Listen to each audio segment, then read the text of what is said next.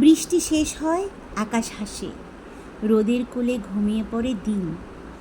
দিনের ছায়ায় ভর করে আসে সন্ধ্যা, আর সন্ধ্যার নিভু নিভু আলোতে নেমে আসে রাতের ঘুটঘুটে অন্ধকার। আসসালামু আলাইকুম বন্ধুরা, কেমন আছেন? আলহামদুলিল্লাহ ভালো আছি। আজকে শুক্রবার, সবাইকে জুম্মা মুবারক। আজকে খুব বৃষ্টি হচ্ছে, এত ঝুম বৃষ্টিতে ইচ্ছে করতেছে কিছু ভালো করে রান্না করি। তো আজকে হচ্ছে আমার বড় ছেলে এসেছে, বৃহস্পতিবার রাতে আমার বর এসেছে। এক একজনের জন্য আমার এক একটা রান্না করতে হচ্ছে। তো বড় ছেলে বলছে আম্মু পোলাও গরু মাংস রান্না করো। তো প্রথমেই আমি আমার ছেলের জন্য রান্নাটা করে নিচ্ছি। একটা পাতিলের মধ্যে সরষের তেল গরম করে পেঁয়াজ কুচি, এলাচ দারুচিনি দিয়ে এখানে আমি আদা রসুন বাটাটা দিয়েছি। তো মশলাটা যখন আমরা তেলের মধ্যে দিই, কীভাবে বুঝবো যে এই কাঁচা ফ্লেভারটা চলে গিয়েছে?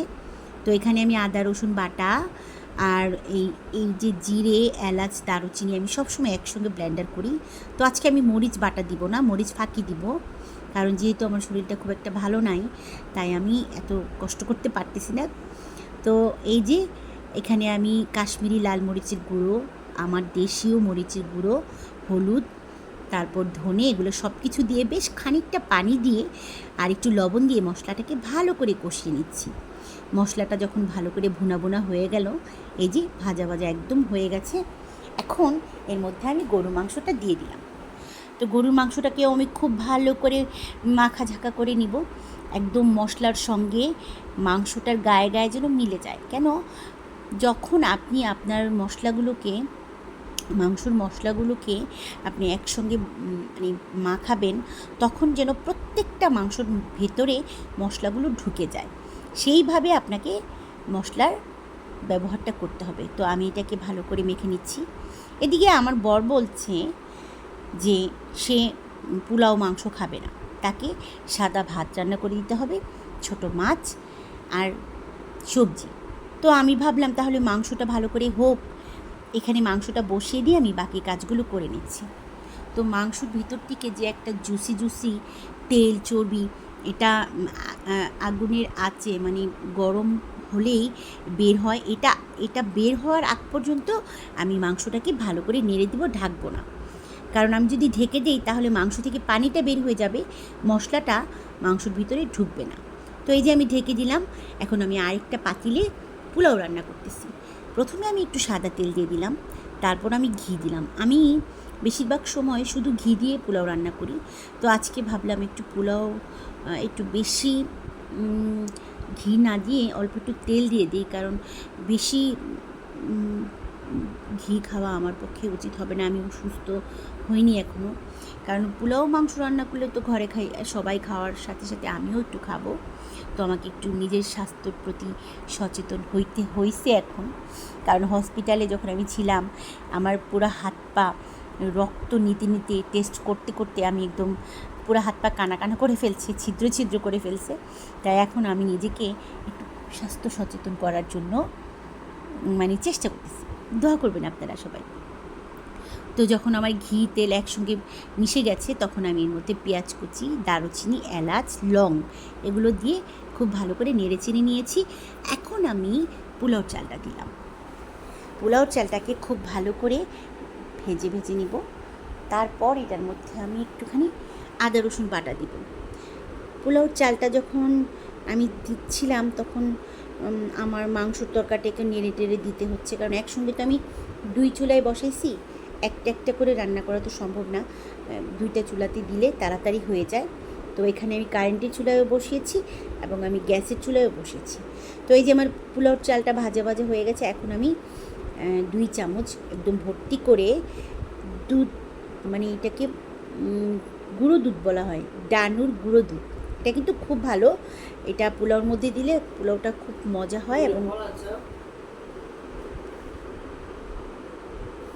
পোলাওটা আমি রান্না করতেছি। তো এই যে আমার পোলাওটা হয়ে যাচ্ছে। এখন এটাকে ভালো করে ঢেকে এখন আমার বরের পছন্দের রান্না করতে যাচ্ছি। তো এই যে এখন আমি একটা প্যানের মধ্যে তেল দিলাম, তেলের মধ্যে একটু লবণ ছিটে দিয়ে নেব, কারণ যে কোনো মাছ ভাজতে গেলে এখানে আমার একটু লবণ ছিটে দিয়ে নিলে কি হয় জানেন, এই মাছের গায়ে ওই মানে আটকে যায় না। অনেক সময় মাছ ভাজতে গেলে ভেঙে যায়, উঠে যায়, উঠতে চায় না, তো এর জন্য লবণ ছিটা দিয়ে দিলে এটা উঠে যায়। তো এই যে আমি ভালো করে মাছগুলোকে ভেজে নিচ্ছি। আর বাইরে কিন্তু প্রচণ্ড ঝুম বৃষ্টি হচ্ছে। এত ঝুম বৃষ্টি আমার এত ভালো লাগে। আমি জানি না কেন জানি বৃষ্টির দিন আমার খুব ভালো লাগে। আর বৃষ্টির দিনে আমার কবিতা গান শুনতে আরও বেশি ভালো লাগে। তো আমার যখন ভালো লাগে তখন আপনাদেরকেও একটা কবিতা প্রথমেই শুনিয়ে দিলাম। কেমন লাগলো আমার মনের ভাষাগুলো? তো আমি ওই মাছগুলোকে ভেজে উঠিয়ে নিলাম। এখানে একটু আলু ভেজে নিচ্ছি। আলুটাকে ভালো করে ভেজে নিব, লাল লাল করে ভেজে নিব। তরকারিটাকে আমি খুব যত্ন করে রান্না করব, কারণ এটা আমার বরের পছন্দ। যদি একটু 19 থেকে 20 হয়, ভালো না হয়, তাহলে তো আমাকে আমার 14 গোষ্ঠী উদ্ধার করে ফেলবে। কারণ আমার বর আবার খাবার দাবারের প্রতি খুব ইমোশনাল। তো এই যে আমার আলুগুলোকে আমি ভালো করে ভেজে নিচ্ছি। আলুগুলোকে ভালো করে লাল লাল করে ভেজে নিলে তরকারিটা ভালো লাগবে। তো এগুলো সবগুলোকে আমি একসঙ্গে, এই যে আমার লাল লাল করে ভাজা হয়ে গেছে, এখন আমি এই আলুগুলোকে একটা একটা করে উঠিয়ে ফেলবো। এই একটা মাছ না আমি ভাজতে প্রথম ভুলে গিয়েছিলাম, তাই আলুর সঙ্গে ভেজে নিলাম। আলুগুলো কিন্তু দেখতে খুব লোভনীয়। আমার মনে হচ্ছে এগুলো খালি শুধু শুধু খেয়ে যাওয়া যাবে, ইচ্ছে করলেই খাওয়া যাবে। তো এই যে আমার আলু ভাজা হয়ে গেছে। মাঝখানে আমার বড় ছেলে এসেছিলো, আমাদের বাইরে যাওয়ার একটু কথা, আম্মু তুমি না বাইরে যাবে। তো আমি একটু এডিট করতেছিলাম, আমি আর তার সাথে কথা বলিনি, আমি আপনাদের সাথে কথা বলছি। তো এই যে আমার আলু ভাজা হয়ে গেছে প্রায়, এখন আলুগুলোকে উঠিয়ে ফেলবো। আর আরেকটা পাত্রের মধ্যে আমি সবুজ বেগুন না খেতে খুব মজা, আপনারা রান্না করে খেয়ে দেখবেন। সবুজ গোল গোল বেগুনগুলোকে আমি আলুর মতো করে কেটে নিয়েছি, আর একটু হলুদ লবণ দিয়ে মেখে নিয়েছি। এটাকে আমি খুব একটা ভাজবো না। আমি আগে কালো গোল কালো গোল বেগুনগুলো খেতাম, পছন্দ করতাম, কিন্তু এখন না আমার এই সবুজ বেগুনের প্রতি আমার খুব আগ্রহ জমেছে। কারণ এই সবুজ বেগুনগুলো না খুব মজা হয় খেতে। সবুজ বেগুন খাওয়া শিখেছি আমি। দোয়েল গ্রো একটা চ্যানেল আছে, ওনারা হাজব্যান্ড ওয়াইফ খুব সুন্দর গ্রামের বাড়িতে চাষবাস করে এবং খুব ভিডিও দেয়, খুব ভালো লাগে। ওনার কাছ থেকে আমি বেগুন খাওয়া শিখেছি। ভাইয়াটার নাম আমার মনে নাই, তবে দোয়েল চ্যানেলের নামটা হচ্ছে দোয়েল কী যেন আছে, যাই হোক।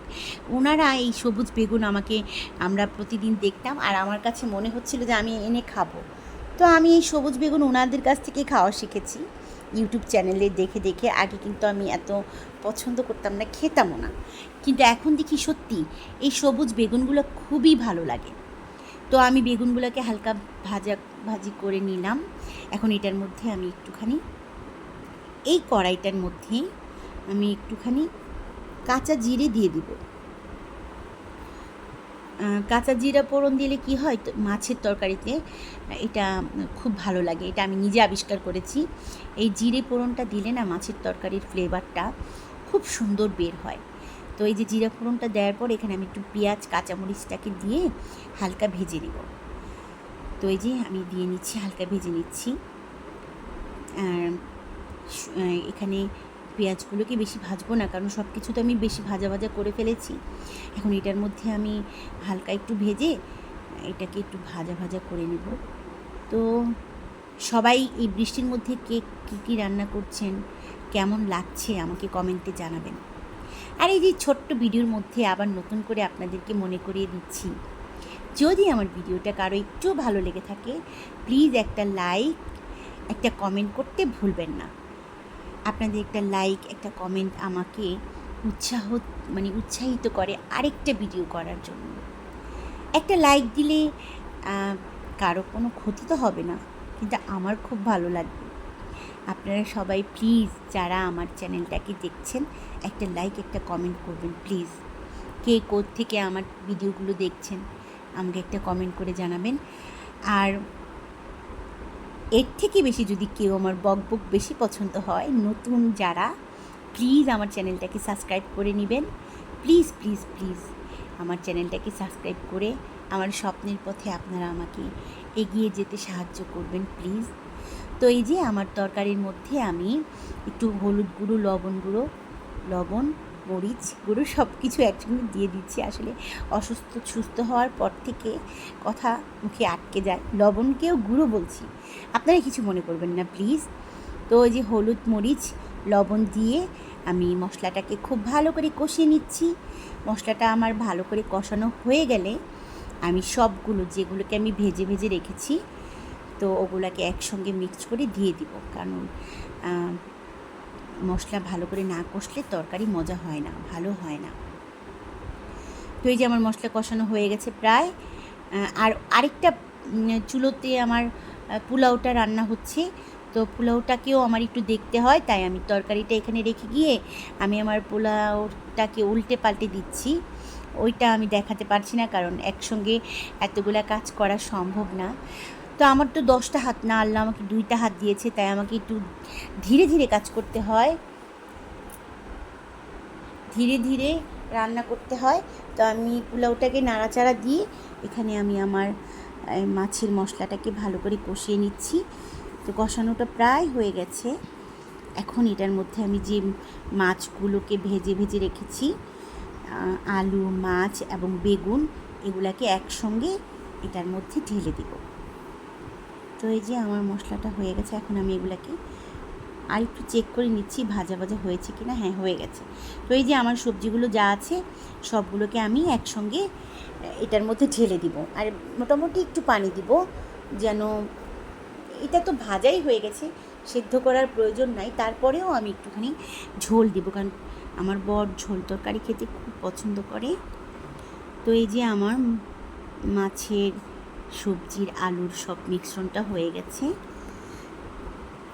এখন এটার মধ্যে একটু ঝোল দিব, ঝোল দিয়ে এটাকে আমি ঢাকবো না, কারণ ঢাকলে আবার বেশি মানে গলে যাবে, সব কিছু গলে গেলে আবার খাবারটা মজা লাগবে না। এদিকে আমার বর বলতেছে তাড়াতাড়ি চলো, তুমি না কোথায় যাবে। তো আমার এডিটিং না শেষ হওয়া পর্যন্ত তো আমি যেতে পারছি না। তো এই যে আমার মশলাটা খুব ভালো করে মাছের তরকারির সঙ্গে মিশে গেছে, আর এই যে আমি অল্প একটু ঝোল আগে দিলাম, এখন মনে হচ্ছে যে আর একটু ঝোল দিতে হবে, কারণ এইটুকু তো তরকারি খেয়ে ফেলবে, তাহলে ঝোল থাকবে না। তাই আমি আবারও একটুখানি পানি দিয়ে এটাকে ঝোল বাড়িয়ে নিব, কারণ আমার বর ঝোল খেতে খুবই পছন্দ করে। তরকারিটা কিন্তু খেতে ভীষণ মজা হয়েছিল, আমি এডিট করতেছি, কিন্তু আমি যখন খেয়েছিলাম খুব মজা হয়েছিল। তো এই যে আমার ঝোল দেওয়া হয়ে গেছে, আমার তরকারিটা হয়ে গেছে প্রায়। এখন আমি এটাকে একটু হালকা নেড়ে চেড়ে এটা ঢাকবো না, ঢাকলে আরও মানে ঝোলটা শুকাতে দেরি হবে। তো এই যে আমার তরকারি রান্না শেষ, আর এটা হচ্ছে আমার ফাইনাল লুক তরকারির। গরুর মাংসটা এত সুন্দর কালার হয়েছে, এত মানে খেতে এত মজা হয়েছিল, আপনাদেরকে যদি খাওয়াতে পারতাম। উফ, আমার খুব আফসোস হচ্ছে। আর এটা হচ্ছে আমার পোলাওটা, আর মাঝখানে কিন্তু আমি করলা ভাজি করেছিলাম, যেটা আপনাদেরকে দেখাতে আমি পারিনি, ভুলে গেছি। আর এই যে আমার মাছের ঝোলের তরকারি। সবাই বলবেন আমার তরকারিগুলো কেমন হয়েছে। আর আমি আজকে রাইস কুকারে ভাত রান্না করিনি, আমি আজকে মাটির ঢাকনায় ভাত রান্না করেছি, মাটির ঢাকনা দিয়ে ঢেকে ভাত রান্না করেছি।